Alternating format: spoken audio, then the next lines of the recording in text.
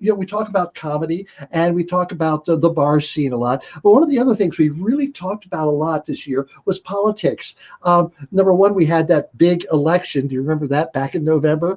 So we invited a lot of politicians. Brian Cena, who is a state representative from Vermont, he was one of our very first guests, and it was fascinating the way he was telling us about how the state was shifting gears to work within the COVID.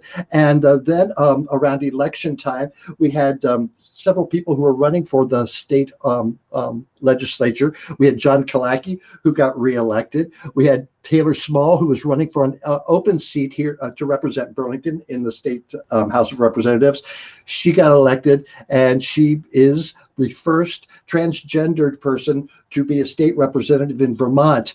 And since then has been named to all these national and international lists as a future leader, a leader of today and the future. So Taylor Small, congratulations, and we were happy to have you on the show. Also on that show was David Glidden, a young gay man who was running for state representative. He didn't win, but he made his name out there, and he'll be working in the future. We know that as well. And we also went outside the state, and we had talked to people from Pennsylvania. Why Pennsylvania? Well, John Fetterman, who is the lieutenant governor of Pennsylvania, if you remember that show, he and his wife Giselle were on, and oh my gosh, he looks like a professional wrestler, but he is a gentle soul, but you don't mess with him. And he was fascinating to talk to. And since his visit on our show, he's declared himself a candidate for a U.S. Senate seat from Pennsylvania. So we're watching that one out really good. We also had Jessica Benham, who was running for the state representative in Pennsylvania, and she was elected as the first member of the only the third member of the LGBTQ community. And her other person in that caucus, Brian Sims, we remember Brian Sims, don't we? He was on, and since then, he has declared himself a candidate for lieutenant governor of Pennsylvania. So we've had some heavy hitters on our show, but one of my favorite politicians, not only of this past season, but of all times, was, at the time, he was our lieutenant governor of Vermont, but he was running for the highest office as governor, but now he's back to being Farmer David Zuckerman. David Zuckerman, how are you tonight? I'm well. I actually just bought a new cultivating tractor today of all days, and getting excited for the new season. So how does it feel to not have, well, you wouldn't be going to Montpelier anyway, but Right. not be zooming in with the daily grind of the state government? Well, I got to tell you, talking to friends who are in the legislature, whether it's senators I know or, Taylor, as you mentioned, she's doing a great job. I do not miss the Zoom world. Being a farmer, I'm on Zoom almost none. And so in some ways, I'm really happy about it. Although, frankly, obviously, I would rather have won the race. COVID kind of put a big kibosh on that. But, looking at the resources that our federal delegation brought in, what is going to be possible for this state to build for the future, I'm a little jealous not to be able to be there to work with sort of ideas for the vision of the future.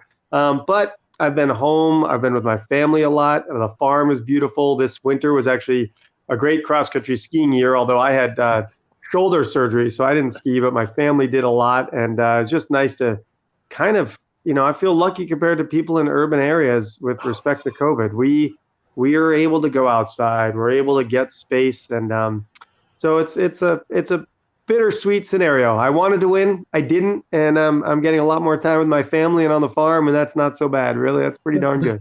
So was that from shaking all those hands that you had to do? Yeah, well, I wish. No, it was rotator cuff. I lifted a big heavy box of carrots in October to get ready for farmer's market. And as I twisted and brought it down from up high, it just ripped it apart. But it's getting better. It's I'm able to move it most flexibility now, and I've just got to build the strength back up and get back to it. So how's the farming season? What do you see coming up this year? Well, a couple weeks ago, we seeded 50,000 onion seeds. So those are germinating in the greenhouse. My spouse just put in the tomatoes and peppers. Those are coming up.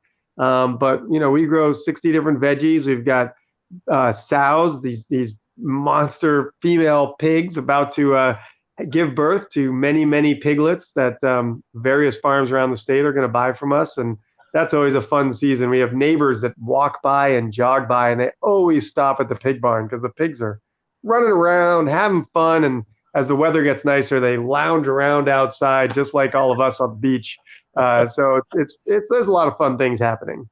So someone wants to know if you have a famous pig. I don't know what that question is about. Well, come on, Amber. How can you not know? Charlotte's Web, Zuckerman's famous pig. Oh, So very good. there you go. We have not named any of our pigs Wilbur because I think it would be pretty sad when that pig went off to camp. But we do. Our pigs are pretty famous. Yes, we definitely have baby back ribs. We've got all kinds of cuts. Full Moon Farm, for anybody who lives in the area and wants to give us a call, you can check out our website. But yeah, we have about 70 pigs now, and we're going to have about 1,000 chickens. We do about 20 acres of vegetables. So there's a lot of fun stuff that happens on the farm. Anything new this year? Did you say, when was the last time you grew something new that you hadn't grown before? Well, the last couple of years, we grew a lot of CBD hemp, but it turned out so did everybody else. So we ended up with a little more hemp than we needed. But my spouse is making amazing salves and tinctures that folks can grab from us here at the farm or at the farmers market, which starts second Saturday in May. So that's not that far away. Right. So folks in Burlington or all around the area can get excited about farmers markets coming up. So that's the newest thing that we've done. But planning maybe to put in another high tunnel, so we'll have more crops on the bookends of the season. We'll see. But yeah, the new tractor is new, but that's not as exciting for everybody else. But for those of us who are vegetable farmers, cultivating tractors are like kind of one of the things you get. These old 40, 50-year-old tractors. The engine is offset to the side so you can look down. They're kind of quirky and fun. That's a farm joy for you. I don't know if it makes anybody else happy, but it makes us happy. Very good. All right. So Vermont senior senator Patrick Leahy's 81, 82 years old, hasn't announced whether he's running for re-election next year. If he decides not to run, do you have any interest going to Washington? Boy, it's interesting. I've certainly thought about it a little bit. I'm not going to put too much in whether he's going to run or not, because some of these folks, he's been there a long time. He might want to run again. But also, we've never sent a woman to Washington. Now, bigger states have more seats, so it's more likely they would. We haven't even had an open seat since 2005 in Vermont, and before that, it was in the 90s. So, I think there's some real amazing women who might run, and if someone who's got really progressive values and is a woman is running, I probably won't run. But it's something to think about. I'd love to hear from people. Let me know what you think. It's an interesting thing contemplating running for office. You never know what people think, so it's always good to get feedback. All right. Well, David, I'm always in favor of seeing you out there. I really like that. And someone asked about the farmers market. Is that going to be back on Pine Street this year? It's going to be on Pine Street again this year. There's a little bit of a snafu downtown. The new design of the park has made it a little harder for us to fit all of us in again. So we're either going to have to close another street or figure something else out. So it's a little tricky downtown, but the craft vendors really need it downtown. They don't get the tourism traffic on Pine Street. Those of us who are in the vegetable and sort of produce and meat world, people come to the market for the farms. And so we're fortunate, relatively speaking. But yeah, it'll be down on Pine Street again. We're going to find out in the next couple of weeks whether we can be more open in terms of more stands and more crowds again. I'm hoping with the vaccine and all of us getting our shots and able to be in closer proximity again, that we'll have more folks able to come to the market, because it definitely has a much better feel when it's got more folks and more energy and more pizzazz. I miss it being downtown. I really do. Yeah. Well, David, enjoy your tractor, enjoy the spring, and I hope to see you soon. Thank you very much for coming back. Would love to come back. Thanks for having me. It's a joy. All right. Very good. All right. As you can see from the comments, people really like David Zuckerman.